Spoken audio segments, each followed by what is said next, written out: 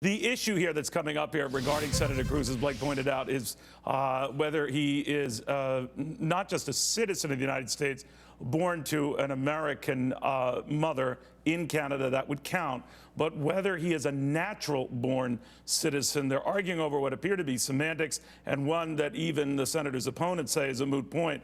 Be that as it may, though, it's going to become a very big issue, already has become a big issue. Rand Paul arguing that distinction today, both on Fox Business and Fox News. Real Clear Politics editor Rebecca Berg on how big an issue this becomes between the two apparent leaders in this Republican race, Donald Trump and Ted Cruz. What do you think, Rebecca?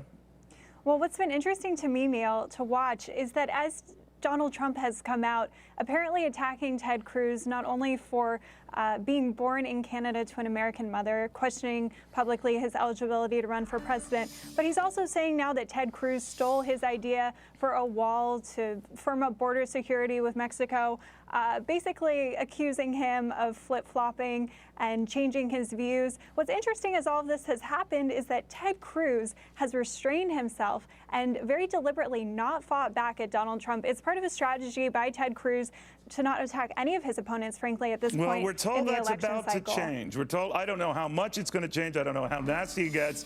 He's been letting this sort of get sloughed off here, but it is now approached sort of widespread debate within the party, probably owing to the senators standing in the polls. But how nasty do you think this gets?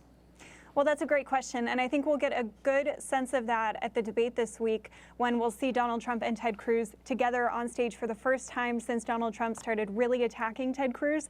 But it's tough to say because Ted Cruz, as I mentioned, doesn't want to attack his other opponents because it gives him an air of confidence, of inevitability almost, as one of the strongest candidates in this field right now.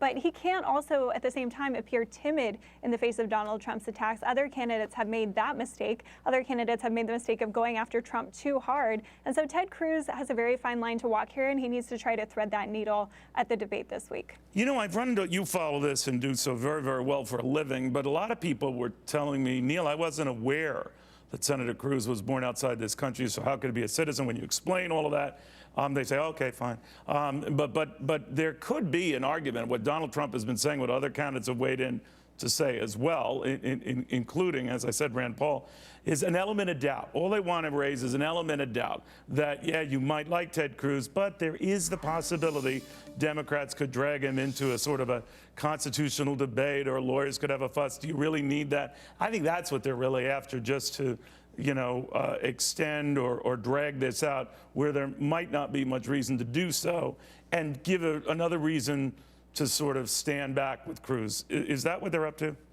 I think you're absolutely right. And there is an element of doubt here because this hasn't actually been tested in court. So we all assume that Ted Cruz is a natural-born citizen, but actually we've never had a presidential candidate test this theory with the Supreme Court in the court of law.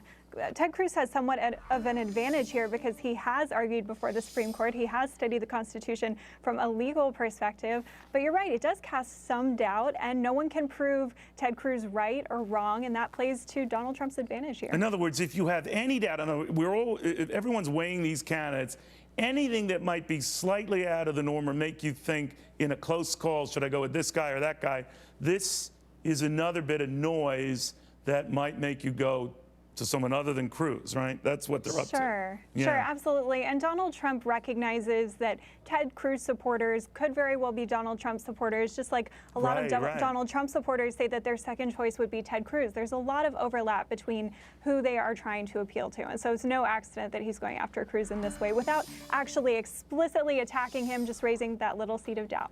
All right, we'll watch closely. Thanks for